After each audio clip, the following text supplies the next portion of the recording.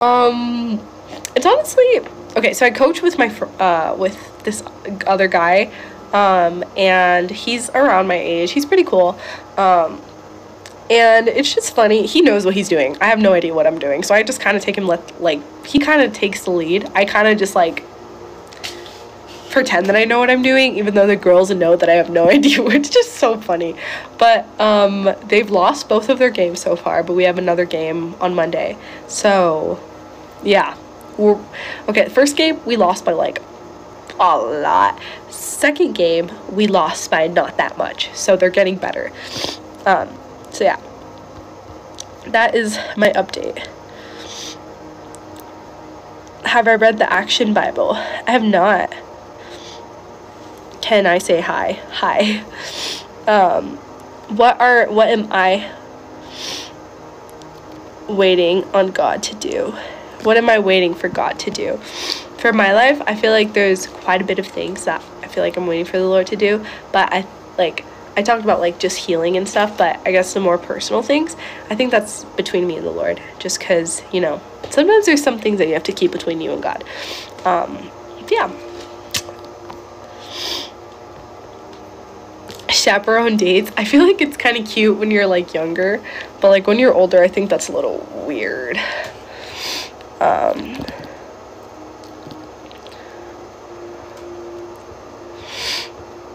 Do I have a YouTube channel? Yeah, I just posted my testimony a few days ago. The testimony is on my YouTube link, or my bio if you want to watch it. Did I grow up playing basketball? No, I grew up playing soccer.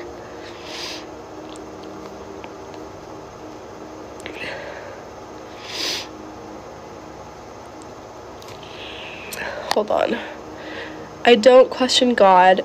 I've been going through bad stuff. How can I tell if it's a lesson from God or not?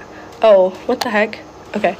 I think when you go through bad things, like, I don't think the Lord, like, yes, he'll test your faith, but, you know, not everything is like a test, you know? And I think knowing that, like, hey, God is with you no matter what, it's one of his promises that he will never leave nor forsake you.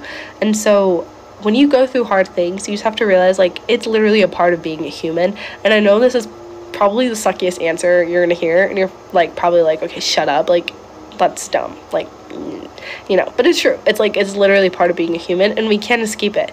You know, we all go through hard things, and some people harder than others, but just know that God literally will work it out for your good. Like, he literally is that kind. And there is this verse that says that he takes you from glory to glory, and that's in Colossians. So, like, I kind of talked about it, like, this is kind of the way I explained it, is like, we're like on a spiritual ladder, right? This is probably so wrong, but this is kind of the way I see it. It's like, the season I was in last year was really amazing. I was living in Chicago. I was, you know, going to church. I was hanging out with my girls like every day. Like, it was so fun, and that was like glory. And then the season I'm in right now is a little bit not the best. It's not better. It's not as good as how it was in Chicago, but that's still glory. So we go from glory to glory to glory, you know, and God was gonna work it out. I don't know if that makes sense. Let me know if that makes sense. Am I Catholic or Pentecostal? I guess I'm like more Pentecostal. I'm not Catholic.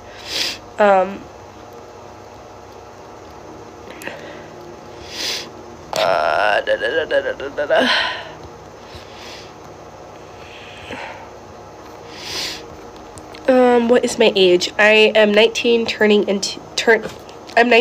20 this year. Do I have any prayers for anxiety? I literally say, God, help me. I literally am like, Papa, like, I can't do this anymore. Like, I leave this at your feet. Like, turn on worship music, sob. That's what I do. And then there's also verses for anxiety, you know, and if that helps you, you know, quote the scriptures over yourself. Like, for me, literally the verse that's been helping me so much with just the season I'm in is Romans 8:28. Like, God's gonna work it out for good. He's gonna work it out for good. He's gonna work it out for good. And I think about it, like, the Lord has literally answered every single prayer that I prayed, even if it's not in the way that I thought it would be. When I look back at it, I'm like, wow, like, that's such a blessing. Like, you know, he like, look back on your life at all the prayers that he's answered, and even the prayers that he hasn't answered. And like there's this trend going around TikTok that's like, nothing happened in the way I wanted, which was God's biggest blessing for my life. So yeah, that's kind of what I do. I don't know if that helps. I followed you the past couple of months and I see that you've dealt with depression. Yeah. How have I dealt with that? Okay, so when it comes to dealing with depression as a Christian, I feel like this is something that's like taboo, because it's like, oh, you're a Christian, you're not supposed to be dealing with that. People think that Christians are like super people. We're as broken as atheists, okay? We're all one level. Like, there's no superiority once you give your life to Christ. Like, the Lord loves you as much as he loves someone that's atheist. Like, you know, we're all on the same level. Anyways, the way I deal with it is it's honestly still a process, because I'm not healed. I'm not healed from it yet. Like, I feel like I was, but I feel like Satan's kind of trying to get me back into that, which is hard. The way I deal with it is journaling. Like, I write down every single thing that I'm feeling.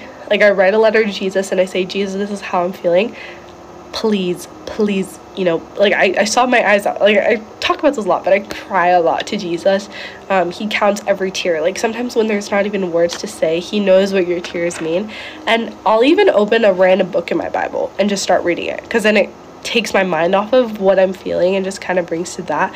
Also, another physical thing that you can do is take a cold shower whenever you're having those anxiety attacks, because your mind is so like concentrated on the cold shower that you're not even thinking about what's going on. So yeah.